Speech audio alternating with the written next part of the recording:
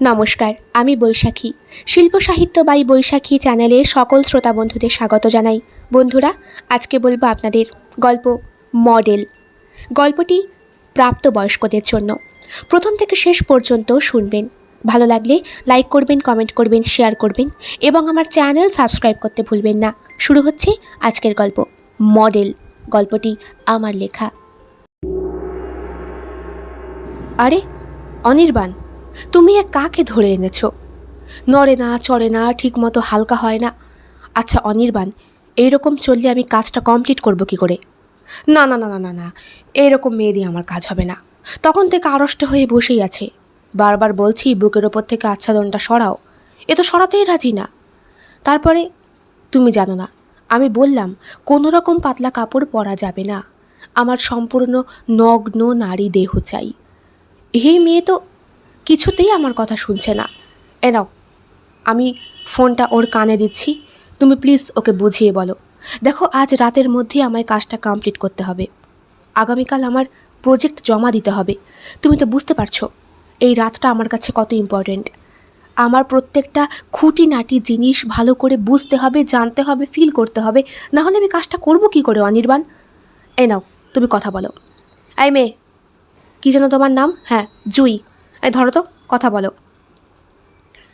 কাঁপা কাঁপা হাতে ফোনটা ধরে জুই, তারপরে বলে, হ্যালো। ফোনের ওপারে, কি ব্যাপার জুই? তোমাকে কি বলে পাঠালাম, তুমি কি করছো? আচ্ছা, তোমার টাকার দরকার আছে কি না বলো।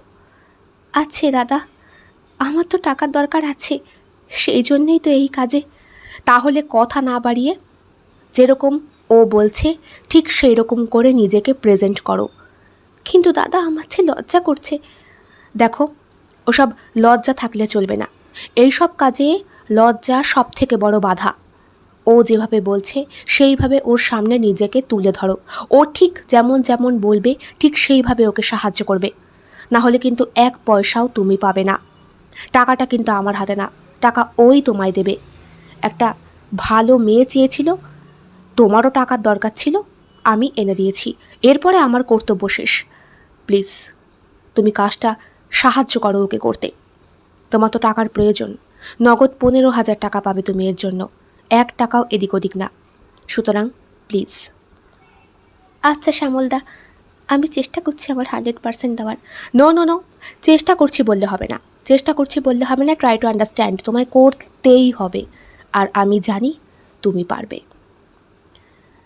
ফোনটা রেখে দেয় জুই, তারপরে ধীরে ধীরে এগিয়ে যায় প্রীতমের সামনে, বলে, আমি রেডি, আপনি শ্যামলদাকে প্লিজ আর বলবেন না। শ্যামলদা মানে অনির্বাণ? ওহ, ওর ডাকনাম বুঝি শ্যামল? হ্যাঁ, আমাদের পাড়ায় সবাই তো শ্যামলদা বলেই চেনে। আমি আপনি যেরকম বলবেন সেভাবেই সাহায্য করছি। প্লিজ দয়া করে কিছু বলবেন না ওকে। আমি তখন থেকে তোমাকে সেটাই বোঝাতে চাইছি জুঁই। আমার কথা শোনো, বুকের ওপর থেকে কাপড়টা সরাও, সরাও সরাও সরাও। হ্যাঁ, সুন্দর লাগছে। এবার কি এসব পরে এসছো কেন? খোলো, সম্পূর্ণ খোলো। আমি তো তোমাকে বললাম আমার নগ্ন নারী দেহ চাই, সব খোলো। ও শিট, তুমি শেভ করে আসোনি কেন? আমি যে তোমাকে, আমি যে বারবার অনির্বাণকে বললাম যে ক্লিন শরীর দরকার। উফ, এখন আমি কী করি? এই বাথরুমে যাও তো, দেখো ওখানে ক্রিম আছে, ইউজ করো। এই অবাঞ্ছিত সব জিনিস পরিষ্কার করে এসো, না হলে আমার অসুবিধা হয়ে যাবে। আর এই দেখো, বাবা, রাত 11টা বেজে গেল, এখনও আমি কাজটা করতে পারলাম না। ভগবান, এই তোমার আবার বাড়ি যাওয়া তাড়া নেই তো?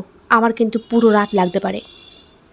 আপনার যতক্ষণ খুশি লাগুক, টাকাটা আমার। হ্যাঁ হ্যাঁ, টাকা তুমি পাবে, আমার কাজ কমপ্লিট হলেই তুমি টাকা পেয়ে যাবে।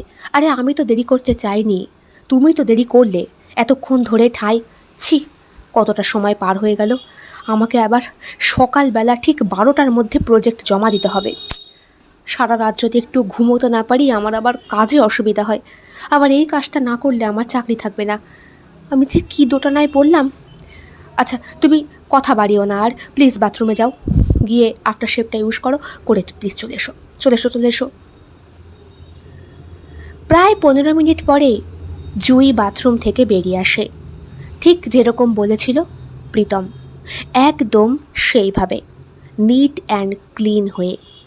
শরীরে কোথাও অবাঞ্ছিত লোমের এতটুকু অংশ নেই, ফর্সা টুকটুকে শরীর, তার ওপরে গোলাপ ফুলের মতো ফুটে রয়েছে 2 বক্ষবৃন্ত। অপূর্ব সুন্দরী দেখতে জুঁইকে, মাথায় কোকড়ানো চুল, মুখশ্রী অনেকটা দেবী প্রতিমার মতো। ভগবান নিখুঁতভাবে গড়ে তুলেছে ওর দেহের প্রত্যেকটি অঙ্গ প্রত্যঙ্গকে, হাতের নখ থেকে মাথার চুল, সব যেন শিল্পীর তুলির টানে নিপুণভাবে আঁকা। একদণ্ড দেরি করল না প্রীতম, জুঁইকে ধরে সাদা মকমলের বিছানায় হেলান দিয়ে শুইয়ে দিল। তারপর বলল, তুমি রেডি তো? আমি কিন্তু তৈরি। জুঁই একটু কাপা গলায় বলল, 1 গ্লাস জল খাবো। জল খাবে? দিচ্ছি। বলে 1 গ্লাস ঠান্ডা জল জুঁইয়ের মুখের সামনে ধরল প্রীতম। জুঁই হাতটা নিয়ে ঠোঁটের কাছে ঠেকাতে যাবে, এমন সময় প্রীতম বলল, দাঁড়াও, নড়বে না, ঠিক যেভাবে আছো সেইভাবেই বসে থাকো। আমার ঠিক এই রকমই একটা মডেলের ছবি আঁকতে হবে, নড়বে না কিন্তু, 1 পাও নড়বে না, ওইভাবেই বসে থাকো। 3 ঘন্টা পর্যন্ত চেষ্টা করে করে জুঁইয়ের একটা অপরূপ ছবি এঁকে ফেলল প্রীতম। প্রীতম পেশায় একজন আর্টিস্ট, ছবি আঁকা ওর নেশা। আর সব থেকে বেশি নেশা যেটা, সেটা হলো নারী দেহকে নিখুঁত তুলির টানে নিজের হাতে ফুটিয়ে তোলা। নারী আমাদের সৃষ্টির উৎস, যাদের গর্ভে আমরা জন্মগ্রহণ করেছি। আমাদের পিতার ঔরস নারী গর্ভে প্রবেশ করে ফলের আকারে পরিণত হয়। নারী সেই ফলটাকে তৈরি হতে সাহায্য করে তার গর্ভের দ্বারা। সেই নারী দেহের প্রত্যেকটি অঙ্গ প্রত্যঙ্গ নিজে এঁকে জাতীয় পুরস্কার প্রাপ্ত প্রীতম এখন ওর লক্ষ্য নগ্ন নারী দেহের সুন্দর সুন্দর ছবি। প্রাগৈতিহাসিক কাল থেকে এই নগ্ন নারী মূর্তি শিল্পীদের হাতের টানে বিভিন্ন রকম ছোঁয়া পেয়েছে। সেই মিশরীয় যুগ থেকে অজন্তা ইলোরার গুহাচিত্র পর্যন্ত সবেতেই এই নগ্ন নারী দেহ। তারপরে খাজুরাহো সুন্দরী, সোমনাথ সুন্দরী, এসব তো আছেই। নারীকে ঈশ্বর কী দিয়ে যে তৈরি করেছেন যে যুগ যুগ ধরে শিল্পীরা একেও সেই লোভ যেন সামলাতে পারেন না। এক একজন নারীর দেহের গঠন এক এক রকম, তাই হয়তো নতুন নতুনভাবে তাদেরকে ফুটিয়ে তুলতে চান এক একজন শিল্পী। মাঝরাত পর্যন্ত বহুবার চেষ্টা করে শেষ পর্যন্ত তুলির টানে জুঁইকে এঁকে ফেলেছে প্রীতম।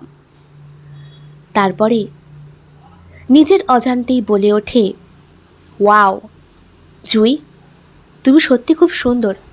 আমি এত মেয়ের ছবি এঁকেছি, কিন্তু তোমার মতো মডেল সত্যি আমি দেখিনি। দেখো, নিজের ছবিটা একটু দেখো। জুঁইয়ের চোখ দুটো লজ্জায় রাঙা হয়ে আছে। ও বুঝতে পারেনি শ্যামলদা ওকে মডেল হিসাবে পাঠিয়েছে। প্রথম প্রথম আসতে খুব দ্বিধা হচ্ছিল ওর।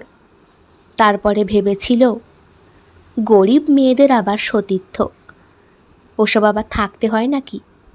বাড়িতে প্রবল অর্থাভাব, মা অসুস্থ, বাবাটা নেশাখোর, তার ওপরে একটা ছোট ভাই আছে যার পড়াশোনার প্রতি প্রবল আগ্রহ। জুঁই বড় সন্তান, তাই সংসারের কর্তব্য ওর মাথায় এসে চেপেছে। পুরনো একটা বস্তি এলাকায় ভাঙাচোরা ঘরে থাকে জুঁই। যৌবন উছলে পড়ছে সারা শরীরে। দরিদ্রতার এতটুকু ছাপ পড়েনি ওর যৌবনে। কি জানি ঈশ্বর এদের শরীর কি দিয়ে তৈরি করেন, যারা খানে পিনেওয়ালা তাদের শরীরেও এত চাকচিক্য থাকে না যতটা এদের থাকে। দুবেলা দুমুঠো খেতে পায় না ঠিকই, তবুও শরীরের চারপাশে একটা আভা, গৌর বর্ণ গায়ের রং। বেশি দূর পড়াশোনা করতে পারেনি জুঁই। মা চেয়েছিলেন উচ্চ মাধ্যমিকটা পাশ করাতে, কিন্তু কোনো রকমে ক্লাস 11 পর্যন্ত পড়েই ওখানেই ইতি টানতে হয়েছে। তারপরে পরের বাড়িতে কাজ, কিন্তু কোনো দিন নিজেকে বিসর্জন দিতে চায়নি জুঁই। আজ শেষ পর্যন্ত মায়ের অসুস্থতার কারণে এবং ভাইয়ের স্কুলের ফিস জমা দেবার দরুন এতগুলো টাকার প্রয়োজন হওয়ায় কাঁদতে কাঁদতে চলে গিয়েছিল অনির্বাণের বাড়ি, যার ডাকনাম শ্যামল। পাড়ার সবাই ওকে খুব ভালোভাবে চেনে। শ্যামল জুঁইয়ের থেকে অনেকটা বড়, সাংসারিক ছেলে, নিজে চাকরি করে। জুঁই যখন কাঁদতে কাঁদতে গিয়ে ওকে বলেছিল, শ্যামলদা প্লিজ একটা কিছু উপকার করো, মা বাড়িতে প্রচণ্ড কাশছে, রক্ত বমি করেছে 2-1 বার, ভাইটার স্কুলে ফিস জমা দিতে হবে, বাড়িতে একটা টাকা করি নেই, অনেক কষ্টে 5,000 টাকা জমিয়েছিলাম, বিশ্বাস করো, সকালে দেখি টাকাটা নেই। আমাদের তো আর আলমারি নেই যে লকারে টাকা রেখে দেব, বালিশের তলায় রেখেই ঘুমোতাম। আমার মদ ও মেতো বাবাটা কোন সময় যে টাকাটা চুরি করে নিয়েছে আমি টের পাইনি শ্যামলদা। আমার এই মুহূর্তে প্রায় 15,000 টাকার প্রয়োজন, তুমি আমাকে ধার দেবে? আমি লোকের বাড়ি কাজ করে করে প্রত্যেক মাসে মাসে শোধ করে দেব। শ্যামল বলেছিল, ধুর পাগলি, কি বলিস? আমার কাছে থাকলে তোকে কি ধার দিতাম? এমনিই দিয়ে দিতাম। জানিস তো আমারও সংসারে যা অবস্থা, চাকরি করে যা পাই তাতে কি আর চলে?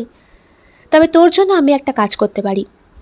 আমার এক বন্ধু আছে প্রীতম, তার কাছে তোকে পাঠাতে পারি 1 রাতের জন্য। তুই যাবি, তোকে অনেকগুলো টাকা দেবে। যাবি? জুঁই অবাক চোখে তাকিয়েছিল শ্যামলের দিকে। ভেবেছিল পাড়ার এত সুন্দর নাম করা ছেলেটা সে কিনা বেশ্যাবৃত্তি করার জন্য ওকে পাঠাচ্ছে এক অচেনা পুরুষের কাছে। নিজের কানেই প্রথমে বিশ্বাস হয়নি, তারপরে টাকার প্রয়োজনের জন্য নীরবে সহ্য করে নিয়েছিল জুঁই। বলেছিল, তুমি ঠিকানা দাও, আমি চলে যাব। সেই জুঁই এখন ভাবছে শ্যামল সত্যিই ভালো। কী কাজের জন্য ওকে পাঠিয়েছিল আর ও কী কাজ ভেবে নিয়েছে। বারবার প্রীতমের ওই পোশাক খোলার কথা জুঁইকে একেবারে অন্যরকম একটা চিন্তা ভাবনায় ঠেলে দিয়েছিল। এখন দেখছে না, প্রীতমের তুলির টানে নিজের শরীরটাকে যে খুব সুন্দর দেখাচ্ছে। সত্যি কেউ এত সুন্দর দেখতে? প্রীতম বলল, নাও, অনেক রাত হয়েছে। আচ্ছা, তোমাকে আমি বাড়ি পৌঁছে দিই গাড়ি করে, চলো, নাকি রাতটা এখানেই থাকবে? তুমি এক কাজ করো, তুমি তোমার পোশাকটা পরে এখানে এসো, আমি বারান্দায় গিয়ে ঘুমিয়ে পড়ছি। তারপরে সকালবেলা তুমি চলে যেও, নাহলে আমি তোমাকে, আরে আমার ড্রাইভার তোমাকে পৌঁছে দিয়ে আসবে, কোনো চিন্তা নেই। আর হ্যাঁ, এই যে চেকটা থাকলো, চেকে নেবে না ক্যাশে নেবে? তোমার যাতে খুশি। আমাকে ক্যাশে দিলেই ভালো হয়। আচ্ছা আচ্ছা, বসো, আমি ক্যাশ টাকা নিয়ে আসছি, ততক্ষণে তুমি বাথরুম থেকে চেঞ্জ করে এসো। হ্যাঁ, খিদেও পেয়েছে নিশ্চয়ই, দাঁড়াও 1 সেকেন্ড দেখি ফ্রিজে কোনো খাবার আছে কি না। এই বলে প্রীতম নিজের কাজের মাসি রান্না করে রেখে যাওয়া রুটি আর তরকারি একটা প্লেটে সুন্দর করে সাজিয়ে আর নগদ 15,000 টাকা হাতে নিয়ে ঘরে আসে। দেখে জুঁই আগেকার সেই লাল রঙের শাড়িটা পরে নিয়েছে, মাথার চুলটা ছাড়া। এই রকম বেশেও জুঁইকে আরও সুন্দর দেখাচ্ছে। প্রীতমের প্রজেক্টের কাজ হলো নারী দেহকে বিভিন্ন অঙ্গে বিভিন্ন রকমভাবে ফুটিয়ে তোলা। আচ্ছা, যদি জুঁইয়ের এরকম একটা ছবি আঁকা যায় তাহলেই তো বেশ সুন্দর লাগে। প্রীতম বলে, আচ্ছা, তোমার যদি কোনো আপত্তি না থাকে আমি তোমার আরেকটা ছবি আঁকতে পারি। না না না না, পোশাক খুলতে হবে না, তুমি যেই পোশাক পরে আছো এই পোশাকেই থাকো। এই তুমি না খাবার টেবিলেই বসো, হ্যাঁ, এমন করো তুমি খাচ্ছ, আমি ছবিটা আঁকবো। দেখো, আমি চাই নতুন নতুন ছবি আঁকতে, যেগুলো কেউ আঁকেনি আজ পর্যন্ত। তোমার মধ্যে দিয়ে সেটাকে আমি ফুটিয়ে তুলব। একটা গরিব মেয়ে, তার মধ্যে দিয়ে সব কিছু, তার সাংসারিক টান, তার বাবা মায়ের চিন্তা, তার অনেক ছোট ছোট ভাই বোন আছে, তার মাথায় কত প্রেশার। ছবির প্রত্যেকটা ভাষায় তোমাকে এইভাবে আমি ফুটিয়ে তুলতে চাই। তোমার কোনো প্রবলেম নেই তো? দেখো, আমি প্রত্যেকটা ছবির দরুন তোমাকে 15,000 টাকা করেই দেবো। তোমার কি চলবে? তবে আমার একটা শর্ত আছে, আমি যখন তোমায় বলবো তখনই তোমাকে আমার কাছে চলে আসতে হবে। বুঝতেই তো পারছো, পাগল মানুষ আমি, যখন ইচ্ছে তখনই ছবি আঁকি। তোমার কোনো আপত্তি আছে কি? প্রীতমের প্রত্যেকটা কথা জুঁইয়ের কাছে কেঁপে ওঠার সমান। বারবার লোমকূপ খাড়া হয়ে যাচ্ছে প্রীতমের কথায়, যেন না চাইতেই হাতের চাঁদ পেয়ে গেছে সে। হতদরিদ্র জীবনে এ এক নতুন আশার আলো। কী এমন দেখল সে জুঁইয়ের মধ্যে? জুঁই এক টুকরো রুটি মুখে পুরে বলল, বলছি কি স্যার, আমি একটু খেয়ে নিই, আপনিও খান। আমি এইরকম পোজেই আপনাকে সাহায্য করব ছবি আঁকতে। প্রীতম বলল, ঠিক বলেছ, খিদে পেটে কিছুই করা যায় না। তুমি বসো, আমিও আমার খাবারটা নিয়ে আসি। হ্যাঁ। সেই রাতে আরও একটা ছবি এঁকে ফেলল প্রীতম। আঁকা পাগল মানুষ যখন যেই কাজটা হাতে পায় সেই কাজটা কমপ্লিট না করেও ছাড়ে না। প্রায় সারা রাত লেগে গেল আরও একটা ছবি আঁকতে। সকালে যখন ঘুম ভাঙল তখন জুঁই শুয়ে রয়েছে সোফার ওপরে, আর প্রীতম মেঝেতে। এক পাশে রয়েছে একটা সুন্দর ছবি ক্যানভাসে। ধচমচিয়ে উঠে বসে প্রীতম। ঘড়িতে 9টা বেজে গেছে। এই জুঁই, এই তুমি বাড়ি যাবে না? ওঠো ওঠো ওঠো, আমার ড্রাইভার তোমাকে এক্ষুনি বাড়ি পৌঁছে দিয়ে আসবে। ইস, আমাকে এক্ষুনি অফিস যেতে হবে। এই ছবিটা তো আজকেই বসকে দেখাতে হবে, তারপরে আবার এক্সিবিশন আছে। চলো শিগগিরই চলো।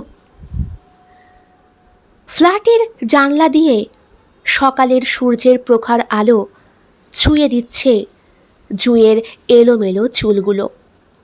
শাড়ির আঁচলটা ঠিক করে চোখের তলার কালিটা একটু ভালো করে মুছে নিল জুঁই। গত রাতের কাজল পরায় মলিন হয়ে গেছে সেই কাজল। হঠাৎ প্রীতম বলে, এক সেকেন্ড, দারুণ লাগছে তোমাকে দেখতে। সূর্যের আলো তোমার গৌরবর্ণ শরীরে দারুণ একটা দীপ্তি ছড়াচ্ছে। আচ্ছা, একটা ছবি। জুঁই বলে,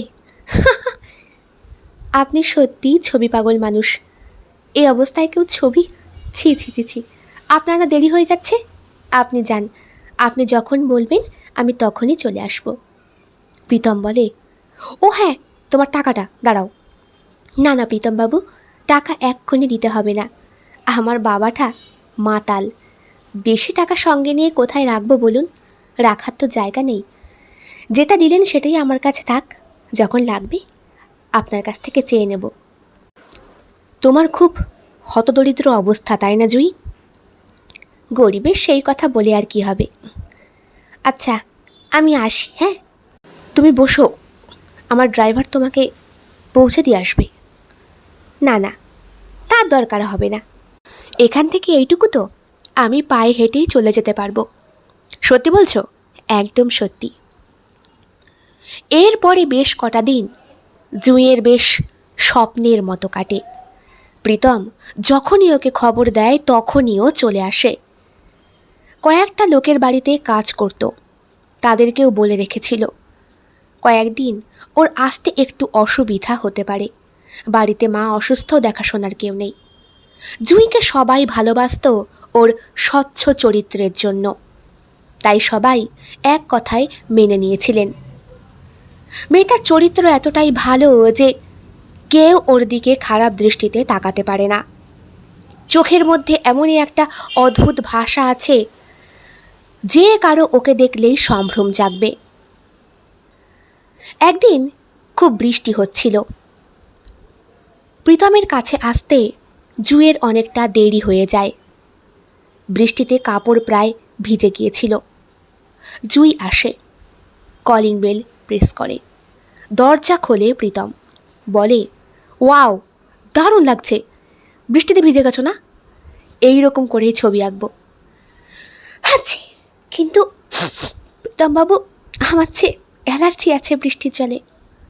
ওফ, তা বললে তো হবে না, আমার যে এইরকমই ছবি দরকার। আচ্ছা দাঁড়াও, তুমি এখন না হয় একটু হাত পাটা মুছে নাও। হ্যাঁ, ততক্ষণ আমি ক্যানভাসটা তৈরি করে ফেলি, তারপরে তুমি বাথরুম থেকে ভিজে আসবে, আমি তোমার ছবি আঁকবো। চিন্তা করো না, আমি ঠান্ডার ওষুধ খাইয়ে দেব। আমি যে কোন পাগলের পাল্লায় পড়েছি আপনিও না। জুঁইয়ের এই কথাটার মধ্যে একটা অদ্ভুত রকম টান অনুভব করে প্রীতম। এইরকমভাবে ওর সাথে কেউ কথা বলেনি। ওর এই ছবি আঁকার পাগলামির জন্য একে একে ওকে ছেড়ে চলে গেছে সবাই। প্রীতম বিবাহিত ছিল, ছবি আঁকতো বলে ওর স্ত্রী ওকে ছেড়ে চলে গেছে, সময় দিতে পারতো না বলে। মা বাবা অনেক দিন আগেই মারা গিয়েছিলেন গাড়ি অ্যাক্সিডেন্টে। প্রীতমের একা জীবনে একাকিত্ব আর ছবি ছাড়া কিছুই নেই। একাকিত্ব মানুষকে গ্রাস করে, তাই প্রীতম হয়তো নিজের ছবি আঁকার প্যাশনকে বেঁচে থাকার মূল মাধ্যম হিসাবেই বেছে নিয়েছিল। সেই প্রীতমের বুকে এখন ফাগুনের হাওয়া। জুঁইয়ের মিষ্টি কথায় মনটা কোথায় যেন দোলা দিয়ে যায়। মনে পড়ে যায় বিশাখার কথা। তাকেও ঠিক এইভাবেই ভালোবাসত প্রীতম। বারবার নিজের তুলির টানে ফুটিয়ে তুলতে চেয়েছিল, কিন্তু বিশাখা নিজের শরীর জনসমক্ষে প্রকাশ করতে রাজি নয়। সে বোঝেনি শিল্পীর নিপুণতা। শরীর ফোটানোর কি আছে, এইটা যে একটা শিল্প। শিল্প আর শিল্পী যখন এক হয় তখন ওসব সামাজিক বাধা নয়, সব কিছুই শিল্পের দ্বারা ফুটিয়ে তোলা যায়। এতে কখনো চরিত্রের কোনো ঘাটতি হয় না। জুঁইয়ের সঙ্গে প্রীতমের সম্পর্কটা দিন দিন গাঢ় থেকে গাঢ়তর হয়ে ওঠে। প্রতিদিন ছবি আঁকার মাধ্যমে নতুনভাবে প্রীতম জুঁইকে আবিষ্কার করে। হতদরিদ্র মেয়েটার মধ্যে এত সৌন্দর্য লুকিয়ে থাকতে পারে, সেটা হয়তো প্রীতম না আঁকলে কখনো বুঝতে পারত না। প্রীতমের আঁকা প্রত্যেকটা ছবি বিরাট বিরাট আর্ট এক্সিবিশনে স্থান পায়। বড় বড় আর্টিস্টরা জুঁইয়ের সেই প্রতিবিম্ব দেখে অবাক হন। অনেকে প্রীতমের কাছে ছবি আঁকার হিসাবে বিভিন্ন রকমের সই করে নিয়ে গেছেন অ্যাসাইনমেন্টে। কেউ কেউ তো বছরের পর বছরের জন্য প্রীতমকে ফিক্সড করে রেখেছেন নির্দিষ্ট কয়েকটি ছবির জন্য। প্রীতমের ভাগ্য ধীরে ধীরে ভাগ্যলক্ষ্মীর হাতের স্পর্শ পেয়েছে, আর সেই ভাগ্যলক্ষ্মী আর কেউ নয়, স্বয়ং জুঁই। এদিকে ধীরে ধীরে প্রজেক্টের কাজও শেষ হবার পালায়। অনেকগুলো টাকা জমে গেছে জুঁইয়ের প্রীতমের কাছে। সেই যে প্রথম দিন 15,000 টাকা নগদ নিয়েছিল জুঁই, তারপর থেকে একটা টাকাও সে নেয়নি। সমানে কাজ করে গেছে বিনা পারিশ্রমিকে। একদিন জুঁই বলে, আচ্ছা প্রীতমবাবু, যদি কটা টাকা দিতেন ভালো হতো, মায়ের ওষুধ কিনতে হবে। ইস জুঁই, দেখেছ আমি কত বড় একটা তোমাকে এতদিন টাকাই দিইনি, তাই তো তোমার তো অনেকগুলো টাকা হয়ে গেছে, কিন্তু এখন তো আমার কাছে ক্যাশ নেই, তোমাকে চেকে নিতে হবে। ইফ ইউ ডোন্ট মাইন্ড, আমি তোমায় চেক লিখে দিলে তুমি ব্যাংকের থেকে ভাঙিয়ে নিতে পারো যখন তখন। না থাক, আপনি নগদেই দেবেন। কেন বলো তো, তোমার ব্যাংকে গিয়ে চেক ভাঙাতে অসুবিধাটা কোথায়? আসলে গরিব মানুষের শত্রুর অভাব নেই, বুঝতেই পারছেন তো। পাড়ার সবাই আমায় ভালোবাসে। হঠাৎ করে ধরুন ব্যাংকে আমি এতগুলো টাকা তুলতে গেলাম, কেউ হয়তো দেখলো আমায়, তখন সবাই সন্দেহ করবে না আমি কি কাজ করে এত টাকা ইনকাম করছি? বুঝতেই তো পারছেন, চরিত্রে দাগ লাগলে আমাদের মতো ঘরের মেয়ের বিয়ে হয় না। তার উপরে মা বাবার দায়িত্ব আমার ঘাড়ে, ভাইটা ছোট, শুধু শুধু কলঙ্ক লেগে গেলে আমি কি করে চলবো বলুন তো প্রীতমবাবু? জুঁইয়ের এই কথার মধ্যে একটা সরলতা ছিল। সত্যিই তো, মেয়েদের বড্ড জ্বালা। সে যদি খারাপ কাজ নাও করে, তাও খারাপ কাজের কালিমা লেগে যেতে কতক্ষণ। পাড়ায় এমন অনেক কাকিমা, জেঠিমা, মাসিমারা আছেন যারা অন্যের উন্নতি দেখে বড্ড ঈর্ষান্বিত হন। সে যদি ভালো কাজ করেও অর্থ উপার্জন করে, তাহলেও আমাদের পাড়ার কাকিমা, দিদিমা, মাসিমারা বলবেন, অশিক্ষিত মেয়ের আবার চাকরি, চুপ কর তো, দেহ ব্যবসা করে খায়, আমরা কি বুঝি না নাকি? আমরা তো ভাত খাই না, ঘাস খাই। তাদের উদ্দেশ্য করে বলি, হ্যাঁ আপনারা সত্যিই ঘাস খান। গরু ছাগলও মনে হয় আপনাদের থেকে বেশি বুদ্ধিমান। না হলে কাউকে চেনেন না, জানেন না, চরিত্রে কালিমা লাগাতে পারলে আপনাদের পরিতৃপ্তি, তাই না? পেটের ভাত হয়তো হজম হয় না। প্রীতম বলল, আচ্ছা ঠিক আছে, এতই যখন অসুবিধে তখন আমি তোমার টাকাটা ভাঙিয়েই দেব। আচ্ছা জুই, তোমার বাড়িতে আমায় একদিন নিয়ে যেতে পারো না? তোমার সঙ্গে আর তো মাত্র কয়েকদিন আমার দেখা হবে, তারপর তুমি তোমার রাস্তায়, আমি আমার রাস্তায়। তবে আমি তোমার জন্য একটা কাজ করতে পারি, তোমাকে একটা পার্মানেন্ট জব দিতে পারি। হ্যাঁ, তুমি সেখানে উপযুক্ত মাইনে পাবে, তোমার মা বাবা ভাই সবার দেখাশোনা করতে পারবে, প্রয়োজনে তাদেরকে ভালো জায়গায় রাখতেও পারবে, যদি তুমি রাজি হও তো। জুঁই বলে, আমি তো রাজি, কিন্তু আমার মতো একটা মাধ্যমিক পাশ করা মেয়েকে কে চাকরি দেবে প্রীতমবাবু, বলুন তো? আপনি শুধু শুধু হেয়ালি করছেন আমার সাথে।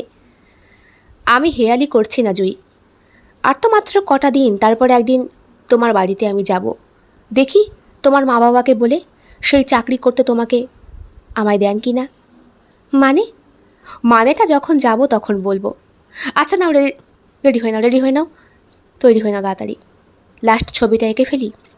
আচ্ছা বলো তো, এই লাস্ট ছবিটা আমি ঠিক কীরকম ধরনের আঁকবো? জুঁই বলে, এতদিন তো আপনি আপনার ইচ্ছে মতো ছবি আঁকলেন, আজকে আমি বলি কি, আমি ছাদে যাব, খোলা আকাশের নিচে চুলটা খুলে একটা নীল রঙের শাড়ি পরে চাঁদের দিকে চেয়ে থাকব। আমার চোখে থাকবে জল, বিরহের যন্ত্রণা, যেন সেই চাঁদের মধ্যে আমি কারো প্রতিবিম্ব দেখতে পাচ্ছি। বুকের মধ্যে জমে রয়েছে প্রচুর কথা, কিন্তু কথাগুলো আমি বলতে পারছি না। চাপা দুঃখ, কষ্ট। একদিকে আকাশ ঘন কালো মেঘে ছেয়ে গেছে, হালকা হালকা হাওয়া বইছে, আমার শাড়ির আঁচল উড়ছে, অন্যদিকে চাঁদ মেঘে ঢেকে যাচ্ছে অথচ ঢাকেনি। বুঝতে পারছেন তো প্রীতমবাবু, মানুষের মনের অবস্থা। একটা মানুষকে আমি অনেক দিন ধরে নিজের কাছ থেকে দেখলাম, চিনলাম, জানলাম, হয়তো মনে মনে তাকে কোথাও স্থানও দিয়ে দিলাম, কিন্তু আমি যে বামন হয়ে চাঁদে হাত বাড়ানো অনেক বড় পাপ। সেই ভাবধারাটাই আপনি আপনার ছবিতে ফুটিয়ে তুলতে পারেন। বাহ জুঁই, দারুণ একটা আইডিয়া দিলে তো, আমি তো এতটা ভাবিইনি। কে বলেছে তোমার মধ্যে ট্যালেন্ট নেই? তুমি আমার থেকেও বেশি বুদ্ধিমতী। আচ্ছা ছাড়ো, চলো, দেরি করে লাভ নেই, আমাকে আগামীকালে এটা জমা দিতে হবে। আর হ্যাঁ, তোমাকে একটা পাস দেব, প্রোগ্রাম দেখতে যেও পরশুদিন। তোমার ছবি নিয়ে বিরাট আর্ট এক্সিবিশন হবে, তুমি কিন্তু আমার স্পেশাল গেস্ট হয়ে যাবে কিন্তু অবশ্যই, কথা দাও।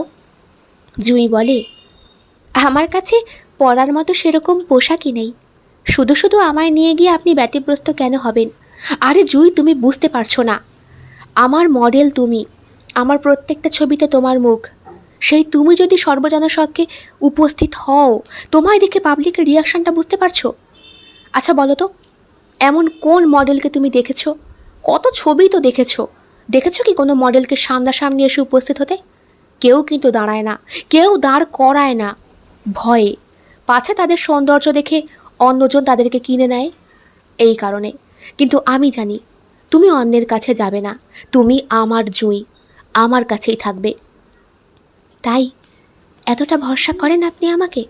ভরসা হালবাত করি। আমি মেয়ে চিনি, জানি, এই হাতে অনেককে তুলে ধরেছি, কিন্তু তোমার মতো কাউকে পাইনি। আচ্ছা চলো, দেরি করে লাভ নেই।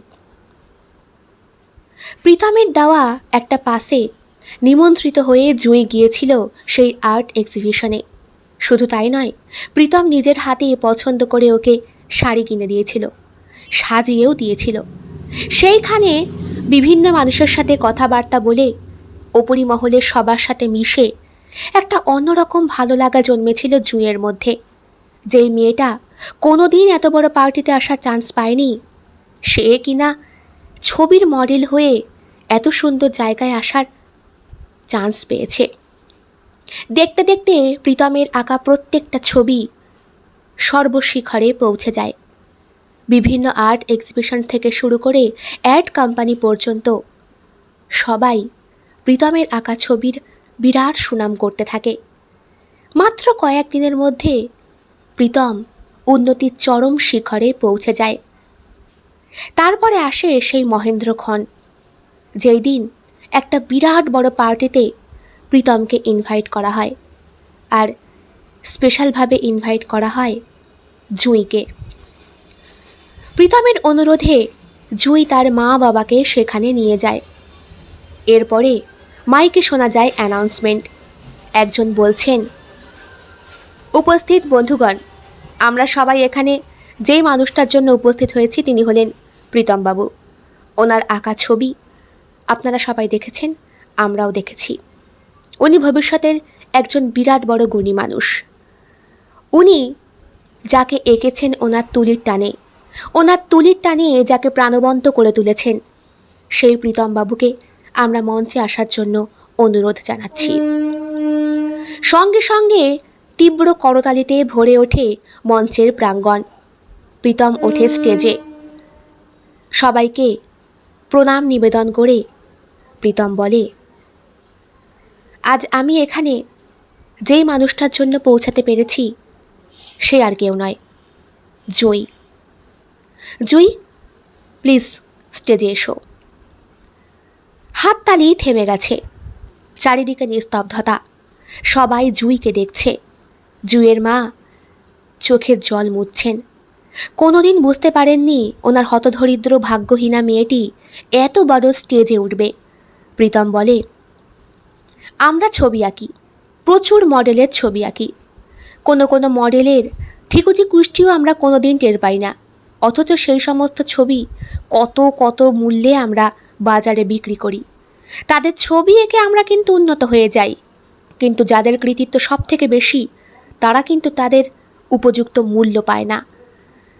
শুধু আমাকে দিয়ে বলছি না, আমি প্রত্যেকটা আর্টিস্টকে দিয়ে বলছি। এমন এমন প্রচুর ছবি আছে যাদের মডেলের হদিশ কোনো দিন পাওয়া যায়নি।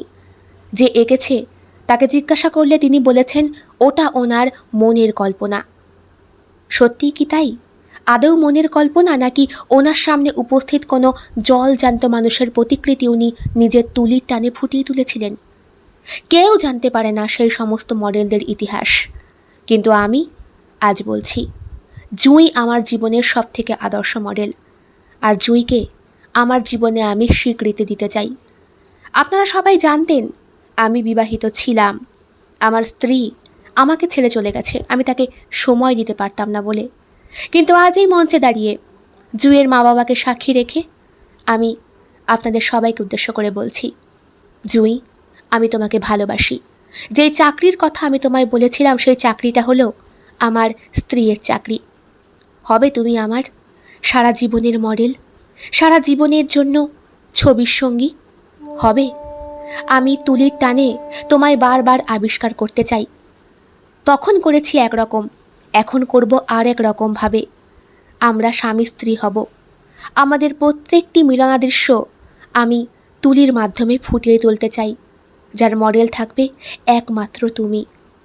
এখন সেই নৈপথ্যে আমিও হব তোমার মডেল। তুমি রাজি, জুঁই? চোখের জলে ভেসে যাচ্ছে জুঁইয়ের আঁচল। জড়িয়ে ধরবে, কাঁদবে, না চিৎকার করে ঈশ্বরকে নমস্কার জানাবে?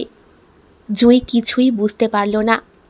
কাঁপা কাঁপা ঠোঁটে শুধু মাথা নাড়ল, সম্মতি জানালো এই সুন্দর সম্পর্কের পরিণতির হিসাবে। এমন মডেল আমাদের আশেপাশে অনেক আছে, যারা নিজেদের এই পাপি পেটটাকে চালানোর জন্য নিজেদেরকে তুলে ধরে শিল্পীর সামনে তুলির টানে। তাদের শরীরের প্রত্যেকটা খুঁটিনাটি আমরা ছবির মাধ্যমে দেখি। কেউ সেটা ভালোভাবে নিই, কেউ সেটা অসভ্য প্রবৃত্তি হিসাবে কাজে লাগাই। কিন্তু সেই তুলিতে শিল্পীর নিপুণতার মাধ্যমে যেই মানুষটার শরীরটা বারবার ফুটে ওঠে, সে হয়তো উপযুক্ত সম্মান পায় না। আমার এই গল্প সেই সমস্ত মানুষের জন্যে, সেই সমস্ত মানুষ যারা উপযুক্ত মডেল কিন্তু কোনো দিন তাদের পেশার উপযুক্ত সম্মান পান না। তাদের জন্য তারা বেঁচে থাকুক আমাদের হাতের টানে, তারা বেঁচে থাকুক দেয়ালে দেয়ালে শিল্পীর তুলির টানে।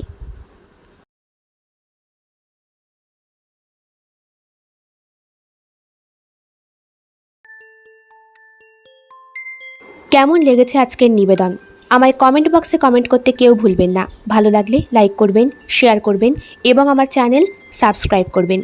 আপনাদের সাহায্য এবং সহযোগিতা একান্তভাবে কামনা করি। দেখা হবে অন্য আরও একটি ভিন্ন স্বাদের গল্পের সঙ্গে খুব শিগগিরই। সবাই খুব ভালো থাকবেন, সুস্থ থাকবেন, ঈশ্বরের কাছে এটাই চাই। নমস্কার।